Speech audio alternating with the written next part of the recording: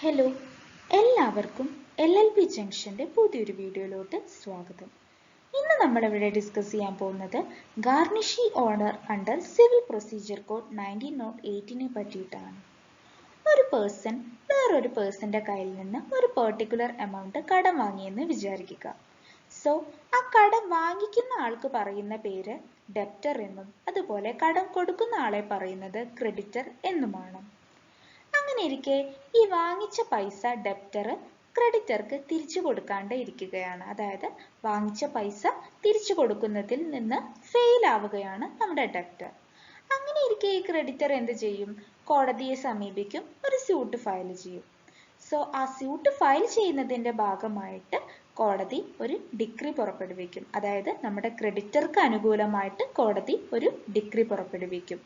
ആ ഡിക്രിയിലുള്ള കണ്ടന്റ് എന്താണെന്ന് വെച്ചാൽ അത് നമ്മുടെ ഡെപ്റ്ററുടെ കയ്യിൽ നിന്ന് ഡ്യൂ എമൗണ്ട് ക്രെഡിറ്റർക്ക് റിക്കവർ ചെയ്യാനുള്ള അതോറിറ്റി കൊടുത്തുകൊണ്ടായിരിക്കും. അതായത് ചെലവാക്കിയ പൈസ, കടം കൊടുത്ത പൈസ ഡെപ്റ്ററുടെ കയ്യിൽ നിന്ന് ക്രെഡിറ്റർക്ക് തിരിച്ചെടുക്കാം അല്ലെങ്കിൽ തിരിച്ചു വാങ്ങിക്കാം എന്ന് പറഞ്ഞുകൊണ്ടുള്ള ഒരു ഡിക്രി ആയിരിക്കും കോടതി ഇവിടെ പാസ്സാക്കുക.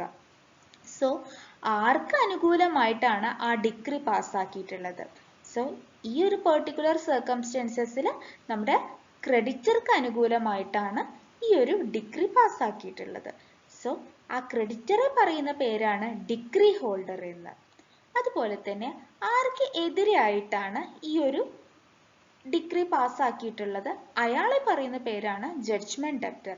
ഇവിടെ കടം വാങ്ങിയിട്ടുള്ള ഡെപ്റ്ററെ പറയുന്ന പേരാണ് ജഡ്ജ്മെന്റ് ഡെപ്റ്റർ എന്നുള്ളത്.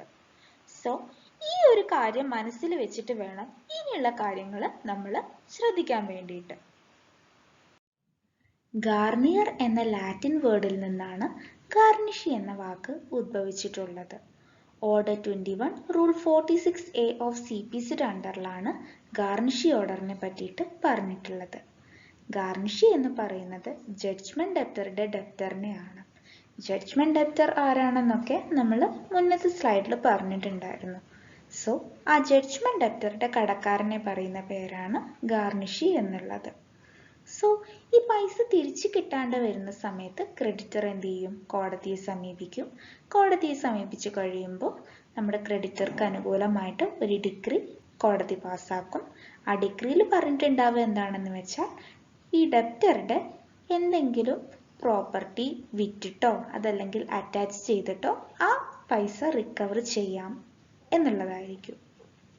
ബട്ട് ചില സമയത്ത് ഈ ഡിക്രി നടപ്പിലാക്കാൻ വേണ്ടിയിട്ട് ഈ ഡെപ്റ്ററുടെ കയ്യിൽ ഒന്നും ഉണ്ടാവില്ല. അതായത് ഡെപ്റ്ററുടെ കയ്യിൽ യാതൊരുവിധ സ്വത്തുക്കളും ഉണ്ടാവില്ല.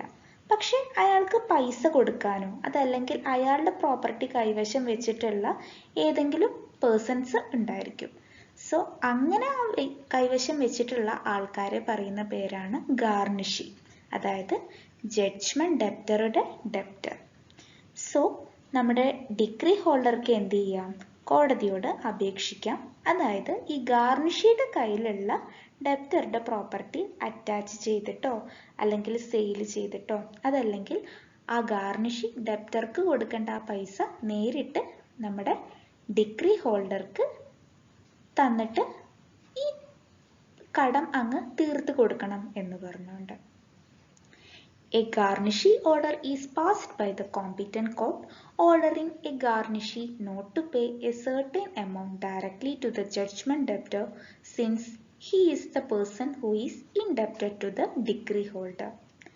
ഗാർണിഷിയോട് കൊടുക്കാനുള്ള പൈസ ഡയറക്റ്റായി ജഡ്ജ്മെന്റ് ഡെപ്റ്റർക്ക് കൊടുക്കരുത്, കാരണം അയാൾ ഡിക്രി ഹോൾഡറുടെ കടക്കാരൻ ആണെന്ന് പറഞ്ഞുകൊണ്ട് ഒരു കോമ്പീറ്റന്റ് കോർട്ട് പാസ്സാക്കുന്ന ഉത്തരവിനാണ് ഈ ഗാർണിഷി ഓർഡർ എന്ന് പറയുന്നത്. The purpose of this order is to protect the interest of decree holder and prompt payment of certain debts to him. Decree ഹോൾഡറുടെ ഇൻട്രസ്റ്റ് പ്രൊട്ടക്റ്റ് ചെയ്യാൻ വേണ്ടിയിട്ടും അതുപോലെ തന്നെ ആർക്കും ഒരു പൈസ നഷ്ടം വരാണ്ടിരിക്കാനും വേണ്ടിയിട്ടാണ് ഈ ഗാർണിഷി ഓർഡർ കോർട്ട് പാസ്സാക്കുന്നത്.